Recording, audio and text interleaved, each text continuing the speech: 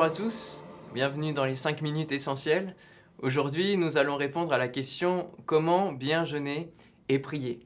Le mot jeûner vient d'un mot latin, jejunum, qui est la partie centrale de l'intestin grêle où la digestion se réalise. Jejunus signifie à jeun, mais aussi nu et dépouillé. Le jeûne fait donc appel à la notion de dépouillement.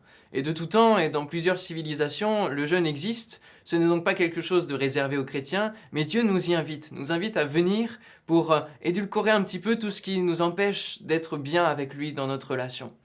Au cœur du livre du prophète Ésaïe, nous pouvons entendre une proclamation que l'on retrouve dans le discours général de Jésus.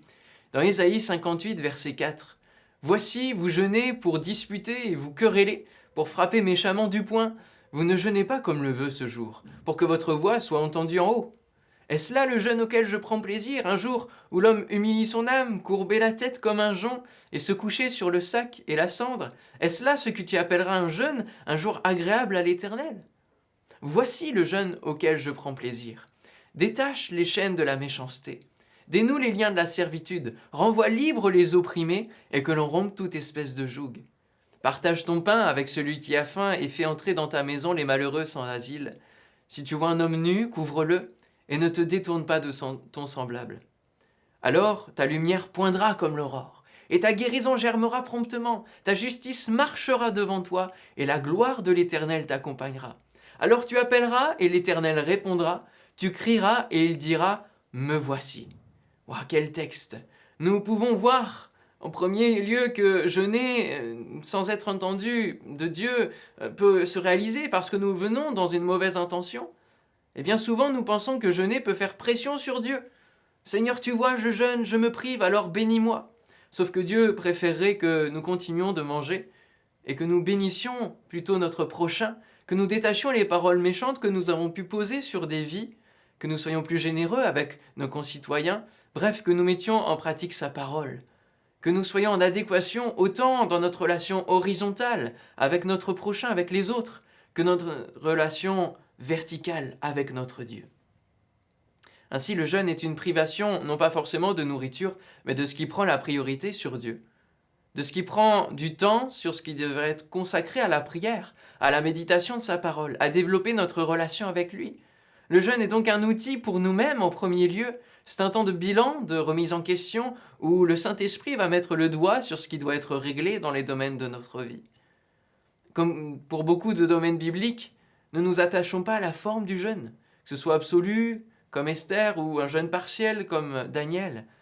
Mais prenons l'importance sur ce qui est le fond, sur la disposition de notre cœur avec laquelle on vient devant Dieu. Lorsque le jeûne est personnel, il doit être une conviction. Et on ne peut pas imposer le jeûne à quelqu'un sans qu'il comprenne pourquoi elle jeûne. Et comme le dit Jésus dans Matthieu 6, il doit être le plus discret possible. Mais lorsque le jeûne est collectif, alors c'est une convocation solennelle pour remporter des victoires dans le domaine spirituel, sur diverses situations difficiles, pour recevoir ensemble la révélation du plan de Dieu pour son Église. Dans Joël chapitre 1er verset 14, il est dit « Publiez un jeûne, une convocation solennelle, assemblez les vieillards, tous les habitants du pays, dans la maison de l'Éternel votre Dieu, et criez à l'Éternel. » Bien souvent, dans l'histoire du peuple hébreu, le jeûne signifiait un retour à Dieu, une repentance sincère, suite à une défaite, à un échec. Mais aujourd'hui, n'attendons pas d'être confrontés à l'épreuve pour nous mettre à jeûner. Prenons cette habitude, cette préparation du jeûne. Tout comme il ne faut pas attendre d'être confronté aux démons ou aux esprits méchants pour commencer à jeûner afin de pouvoir les chasser. Jésus avait l'habitude de jeûner et c'est ainsi qu'il pouvait chasser n'importe quel esprit. Et c'est cette habitude qu'il a inculquée aux disciples en leur disant « Mais cette sorte de démon ne sort que par la prière et par le jeûne » dans Matthieu 17, 21. Alors dès maintenant, jeûnez et priez dans le but de plaire à Dieu, de comprendre sa volonté, d'être sanctifié. Mais bien plus encore, bien jeûner, c'est prendre le temps de se calquer au cœur du Père afin de partager son amour autour de vous. Alors tu appelleras et l'Éternel répondra, tu crieras et il dira « Me voici ». N'est-ce pas extraordinaire d'avoir un Dieu qui répond « Me voici ». Si vous voulez suivre toute l'étude, vous pouvez la retrouver sur le site www.biennourrirsafoi.com. Que Dieu vous bénisse.